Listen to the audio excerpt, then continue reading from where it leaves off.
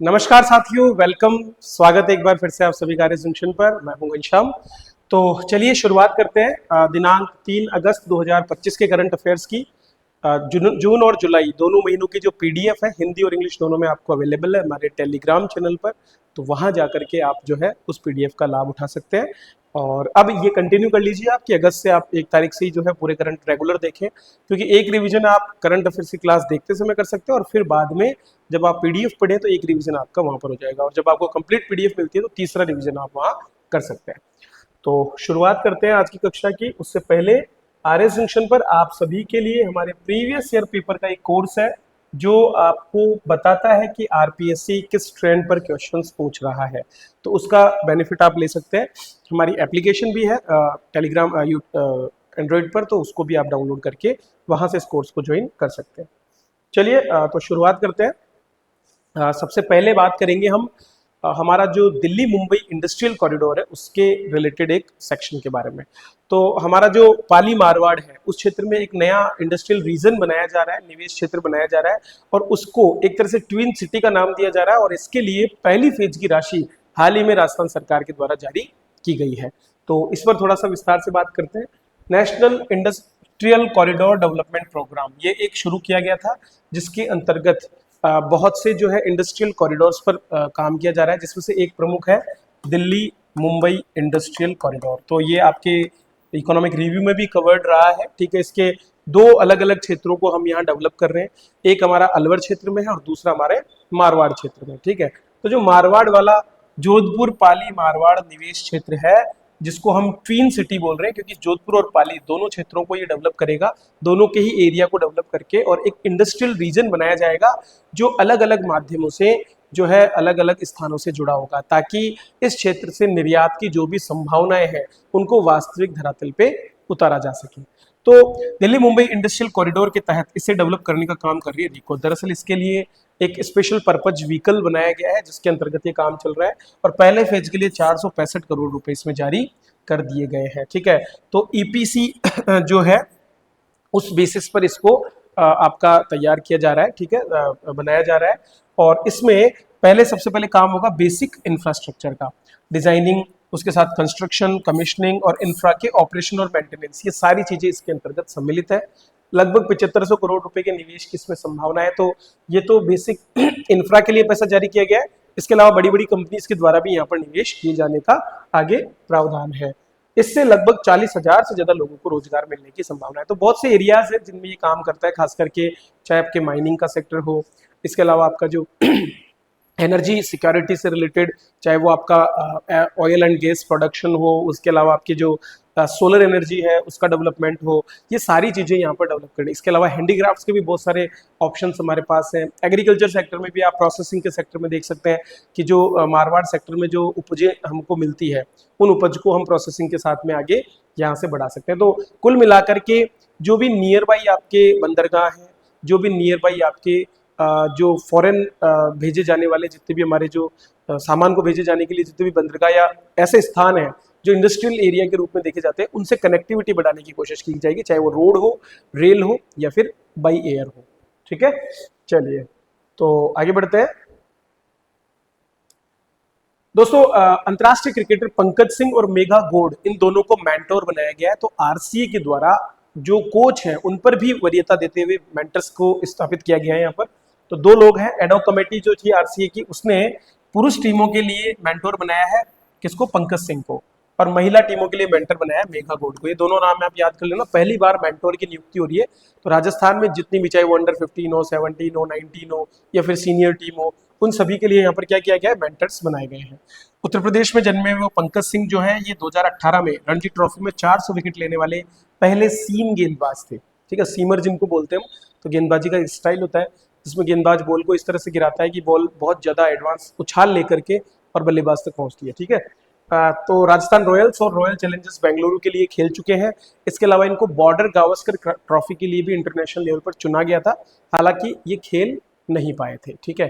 तो हमारे यहाँ से इंटरनेशनल प्लेयर के रूप में है। रणजी के अंदर इन्होंने 2004 में जो हमारी टीम थी उसको फाइनल तक पहुंचाने का काम भी यहाँ पर किया था। तो इनका काफी योगदान है और इसीलिए इनके योगदान का लाभ लेने के लिए अब जो है इनको मेंटर बनाया गया। वहीं बात करें अगर मेघा गौड़ की, तो ये अलवर की बहू है, ठीक है। 155 से ज्यादा प्रथम श्रेणी के मैच इन्होंने खेले हैं और रेस्ट ऑफ इंडिया जो टीम है उसकी तरफ से इन्होंने 6 बार खेलने का गौरव भी हासिल किया है। तो महिला टीम जितनी भी हमारी है उनको मेंटर करने का काम ये करने वाली है। तो ये दो नाम आप याद रखें, पंकज सिंह और मेघा गौड़। नेक्स्ट देखते हैं दोस्तों, राजस्थान के एक व्यवसायी है जिनका नाम है पुरुषोत्तम दास पुरोहित। इनके ऊपर हाल ही में एक डाक टिकट महाराष्ट्र में जारी किया गया है। इस तरह के प्रश्न आपको पूछे जा सकते हैं। तो राजस्थान के मूल निवासी है बेसिकली, अगर हम बात करें तो पाली जिले का जो सुमेरपुर है उसमें बसंत गांव है जहां के ये निवासी थे। 1931 में ये मुंबई जाकर के बस गए, वहां जाकर के व्यवसाय प्रारंभ किया और स्वतंत्रता आंदोलन में भी इन्होंने योगदान दिया, समाज सेवा में भी इनका बहुत बड़ा रोल रहा है। तो इसीलिए इनको लेकर के, चूंकि महाराष्ट्र में इनका बहुत बड़ा योगदान है, तो महाराष्ट्र सरकार के द्वारा यहाँ पर डाक टिकट जारी किया गया है। तो डाक विभाग के साथ मिलकर के जो राज्यपाल है हमारे हरिभाऊ बागड़े, ठीक है, वे चूंकि मूलतः महाराष्ट्र से है तो उनके द्वारा इसको विमोचन किया गया है। क्लियर है? तो ये नाम याद रखना, पुरुषोत्तम दास पुरोहित, जिन पर डाक टिकट जारी किया गया है। नेक्स्ट खबर देखते हैं दोस्तों, राजस्थान में महिला सशक्तिकरण और बालिकाओं को शिक्षा से जोड़ने के लिए इंदिरा प्रियदर्शनी स्कूटी योजना चल रही थी, जिसमें मेधावी बालिकाओं को जो है जिला और राज्य स्तर पर पुरस्कार प्रदान किया जाता है और उसके साथ स्कूटी भी उनको दी जाती थी। अब इस योजना का न केवल नाम बदल दिया गया है बल्कि नाम बदलने के साथ साथ जो है इस योजना के अंतर्गत दी जाने वाली जो राशि है उसको भी कम कर दिया गया है। तो इस पर थोड़ा सा विस्तार से बात करते हैं। तो नाम क्या रखा है? नाम इसका रख दिया है अब पद्माक्षी योजना। दरअसल नाम बदलने का यह काम आज का नहीं है, ये बहुत पहले की योजना है। 2008 में इसको शुरुआत किया गया था कांग्रेस सरकार के द्वारा, ठीक है। उसके बाद में भाजपा सरकार जब आई तो उन्होंने 2017-18 में इसको पद्माक्षी पुरस्कार बना दिया। कांग्रेस सरकार ने 2019 में आकर फिर इंदिरा प्रियदर्शनी अवार्ड कर दिया और अब वापस से जो है बीजेपी सरकार ने आकर के ऐसा किया। तो बहुत सी योजनाएं हैं जिनके नाम पिछले कुछ समय में बदले जा चुके हैं, ठीक है, उनको आप टाइम से रिवाइज करते रहे, ये बहुत जरूरी है। तो अब पहले ये 19 नवंबर को जो इंदिरा गांधी उनकी जन्म तिथि पर होता था, लेकिन अब ये कब होगा? बसंत पंचमी को। क्लियर है? तो इस बार 8वीं क्लास में 40,000 की जगह पर 25,000 दिए जाएंगे, 10वीं कक्षा की लड़कियों को 75,000 की जगह 50,000 दिए जाएंगे और 12वीं कक्षा की लड़कियों को 1 लाख की जगह 75,000 रुपए ही इसमें मिलेंगे। क्लियर है? तो ये अपने को ध्यान रखना है। पद्माक्षी योजना अब इसका नाम हो गया है, तो आपको पूछा जा सकता है कि पद्माक्षी योजना में क्या क्या लाभ मिलता है। कुल मिलाकर के हर एक क्लास के स्तर पर 8 वर्गों में जिलावार जो है यहाँ पर ये पुरस्कार दिया जाता है। 8 वर्ग में बहुत से वर्ग आ जाते हैं, चाहे वो SC, ST, EWS, ठीक है, और विकलांग और इस तरह के कोटे हैं। इसमें कुल मिलाकर के उन सभी कोटों पर 8 कोटों में अलग अलग इसको दिया जाता है। अगली खबर की बात करते हैं दोस्तों, जैसलमेर के एक प्रसिद्ध लोक गायक है जिनका नाम है मामे खान। बहुत प्रसिद्ध रहे हैं वो लोक संगीत को, उन्होंने इंडियन आइडल और बाकी बड़े बड़े प्लेटफॉर्म्स के माध्यम से और उसके अलावा इंडिविजुअली परफॉर्मेंस के माध्यम से भी जो है अंतर्राष्ट्रीय स्तर पर ख्याति दिलाई है। तो जो मामे खान है इनको, ये चूंकि जैसलमेर जिले के सत्तो गांव के हैं। कहाँ के हैं? जैसलमेर जिले के सत्तो गांव के। जैसलमेर और बाड़मेर जो क्षेत्र है ये लंगा और मांगणियार जो जाति है, जो कि एक तरह से व्यावसायिक जातियों के रूप में है और मिरासी भी इनमें सम्मिलित है। इन तीनों जो जातियां हैं इनके जो गायक हैं उन्होंने लोक संगीत को सहेजने में बहुत बड़ी भूमिका निभाई। तो जैसलमेर से है ये ध्यान रखना। इन्हें अभी event and entertainment management association, जो एक ऐसी संस्थान है जो अंतर्राष्ट्रीय स्तर पर पहचान भी देती है और इसके साथ साथ इनको रिप्रेजेंट करवाती है, वहां के स्टार मेंबर ये बन गए हैं। ठीक है, तो संगीतकार जैसे शंकर महादेवन हो गए, जसबीर जस्सी और कॉमेडियन सुनील ग्रोवर, ये सभी भी एमा के मेंबर हैं। तो इनके साथ में उस स्तर पर अब मामे खान वहां पर पहुंच गए हैं। ठीक है, ये ध्यान रखना है। किसको मिलता है कला का ये सम्मान? कला, संस्कृति और संगीत के क्षेत्र में जो भी देश विदेश में उल्लेखनीय कार्य करते हैं उनको इसका मेंबर चुना जाता है। तो मामे खान राजस्थान से चुने गए हैं, ये प्रश्न भी आपको पूछा जा सकता है। एक और खबर जो चर्चा में थी वो SMS हॉस्पिटल को दिए गए 2 अवार्ड से रिलेटेड थी, तो वो जो है मैंने कल आपको कवर करवा दिया, पिछली क्लास में जाकर देख सकते हैं। चलिए अगली खबर की बात करते हैं। कल हमने बात की थी 71वें नेशनल अवार्ड के बारे में और मैंने कल आपको बताया भी था कि राजस्थान के ही एक कलाकार ऋषिराज अग्रवाल जो है उनको गोड वल्चर एंड ह्यूमन नामक उनकी एक डॉक्यूमेंट्री के लिए बेस्ट डॉक्यूमेंट्री का अवार्ड दिया गया है। तो इस पर भी थोड़ा हम बात कर लेते हैं। इसका नाम देख करके आपको लगता होगा कि पता नहीं क्या गॉड वल्चर ह्यूमन, दरअसल इन्होंने कोविड-19 के दौरान जो है इसको डॉक्यूमेंट्री को जो है शूट किया था केवल हैंडीकैम से, क्योंकि कोविड था तो ज्यादा कुछ ले जा नहीं सकते थे। और इसके दौरान इन्होंने क्या किया, इन्होंने जो है अंगदान प्रक्रिया में जो काम करने वाले ट्रांसप्लांट कोऑर्डिनेटर्स होते हैं उनके जीवन पर शूट किया है। अब लोगों की नजर में कोऑर्डिनेटर्स अलग अलग हो सकते हैं। जिस व्यक्ति को अंगदान की सप्लाई की गई है या जिसको अंगदान प्राप्त हुआ उनकी वजह से, उनके लिए वो भगवान के रूप में हो सकता है, मतलब गॉड के रूप में हो सकता है। जिस व्यक्ति के साथ अगर किसी अंगदान के काम में काम करने वाले किसी बहरूपीय व्यक्ति ने इस तरह का काम किया हो कि उनको धोखा दिया हो, उनके लिए वो वल्चर या गिद्ध की तरह हो सकता है, ठीक है। और सामान्यतः आदमी तो वो है ही, इसीलिए उन्होंने गॉड, वल्चर एंड ह्यूमन इस नाम से डॉक्यूमेंट्री बनाई है।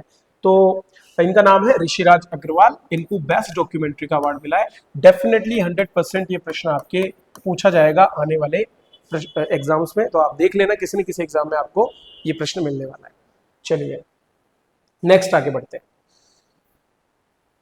दोस्तों मैंने कल आपको बताया था कि हमारे यहाँ की अश्विनी जो है उनको हाल ही में भीलवाड़ा की जो अश्विनी है उनको स्वर्ण पदक मिला था अंडर 17 कुश्ती चैंपियनशिप में।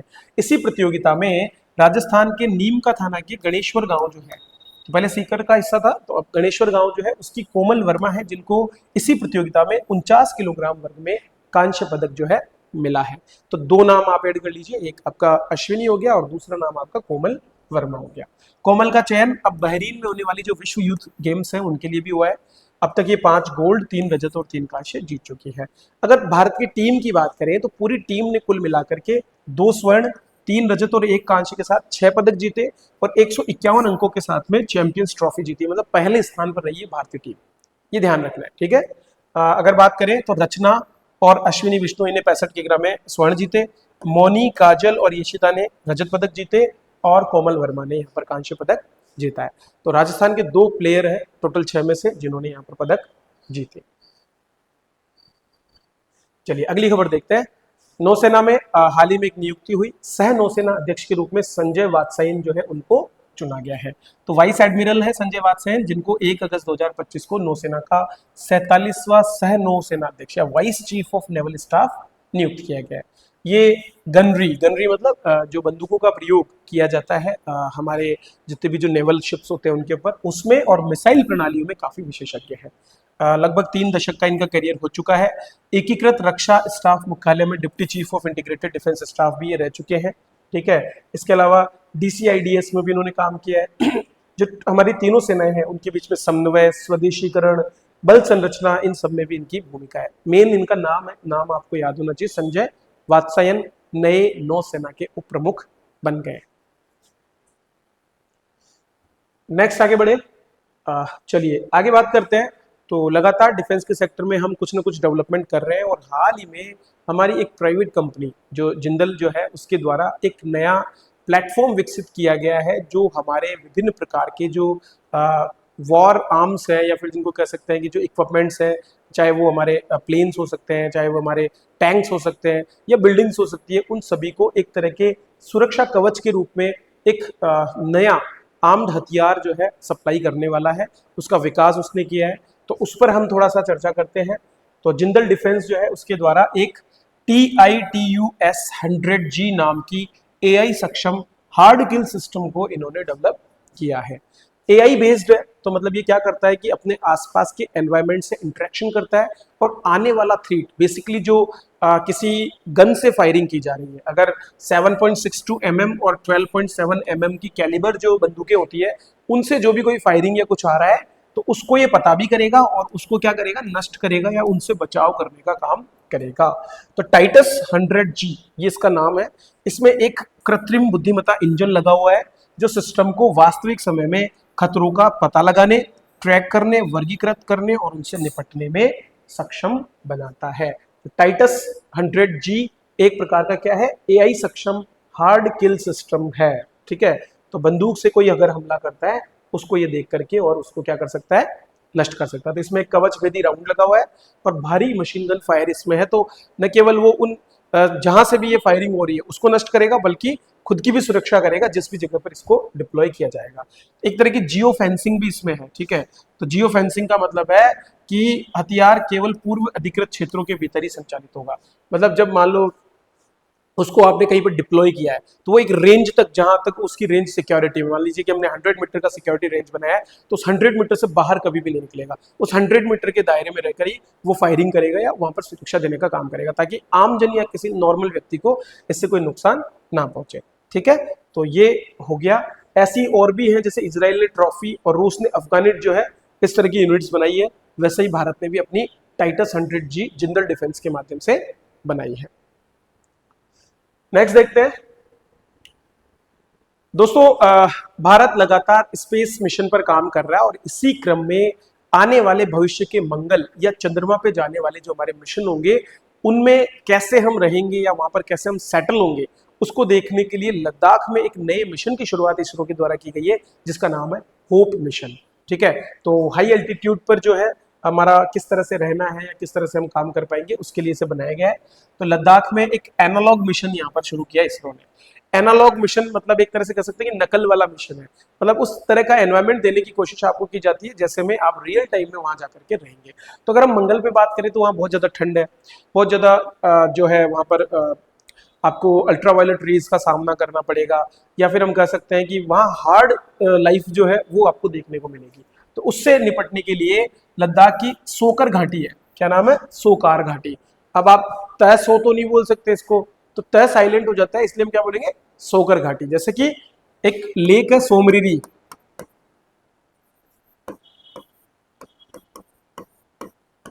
ठीक है, आगे तय आता है लेकिन तय नहीं बोला जाएगा, सोमरिरी लेक बोलोगे आप। ठीक है, जो पेंगोंग लेक है उसी तरह से सोमरिरी लेक भी है। तो अब ये तय साइलेंट वहां पर हो जाता है, ध्यान रखना। तो सोकर घाटी जो है उसमें Himalayan outpost for planetary exploration, Himalayan outpost for planetary exploration, क्या नाम हो गया, होप। होप नामक ये मिशन यहाँ पर सेटअप किया है। तो दो यहाँ पर आवास बनाए गए, एक 8 मीटर व्यास का है जिसमें चालक दल रहेगा, और एक जो है सहायक प्रणालियों के लिए 5 मीटर व्यास का।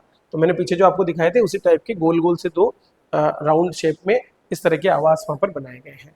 सोकर घाटी को इसलिए चुना है क्योंकि यहाँ पर जो पर्यावरणीय समानताएं हैं वो काफी कुछ मंगल से मिलती जुलती है। तो जब मैं भी जब लद्दाख पहली बार गया था और जब मैं लेह में उतरा तो मुझे भी लगा था कि शायद मैं धरती पर नहीं हूँ, किसी और जगह पर चला गया हूँ, क्योंकि उस जगह को देखने के बाद आपको ऐसा ही लगेगा वो है ही ऐसी जगह। चलिए आगे देखते हैं। तो भारतीय वायुसेना जो है उसको मजबूत करने के लिए और ट्रांसपोर्टेशन के क्षेत्र में उसको सहायता करने के लिए हमने C-295 विमानों के लिए स्पेन से समझौता किया था और उसका अंतिम 16वां विमान हमको मिल गया है। इसके अलावा 40 अन्य विमान जो है उनका निर्माण हमारे यहीं पर जो है टाटा के द्वारा, टाटा डिफेंस सिस्टम्स के द्वारा किया जाएगा। तो भारतीय वायुसेना ने स्पेस के सेविले शहर में अपना अंतिम 16वां एयरबस C-295 विमान प्राप्त कर लिया है। कुल 56 विमान लेने हैं जिनमें से 16 आ गए हैं, ये एवरो विमान की जगह लेंगे। तो हमारे पुराने जो एवरो विमान है उनकी जगह इनको डिप्लॉय किया जाएगा। 40 विमान भारत में बनाए जाएंगे, कहां पर, टाटा एडवांस सिस्टम्स लिमिटेड जो है वहां पर। तो ये हमारे गुजरात के वडोदरा में पहला ऐसा हमने जो है यूनिट स्थापित की है जहां पर हमारे यहाँ पर स्वदेशी रूप से विमान बनेंगे। शुरुआत 48% तक स्वदेशीकरण से होगी, जिसको बढ़ा करके 75% तक ले जाने का काम इसमें किया जाएगा। ठीक है, तो अक्टूबर 2024 में टाटा एयरक्राफ्ट कॉम्प्लेक्स जो है उसका उद्घाटन यहाँ पर किया गया था। तो ये हो गया एक और हमारी अंतिम खबर जो कि किससे जुड़ी हुई है, डिफेंस इंडस्ट्री से। तो आज की क्लास में बस इतना ही। जो भी इंपॉर्टेंट खबरें थी वो हमने आप तक पहुंचाने की कोशिश की है। इसके अलावा कुछ और भी हो सकती है, आप कमेंट करके हमें बता सकते हैं। आपको अगर कोई ऐसी खबर मिले तो हम उसे भी इंक्लूड कर लेंगे हमारे नेक्स्ट सेशन में। देखिए ये भागीदारी वाला काम है, आप जितने एक्टिव होकर के इसमें पार्टिसिपेट करेंगे उतना ही बेटर आपका नॉलेज एनहांसमेंट होगा और इसके साथ साथ आप अपने लक्ष्य के उतने ही करीब पहुंच पाएंगे। चलिए इसी के साथ अगली क्लास में फिर से मिलेंगे, तब तक के लिए आप सभी का बहुत बहुत धन्यवाद।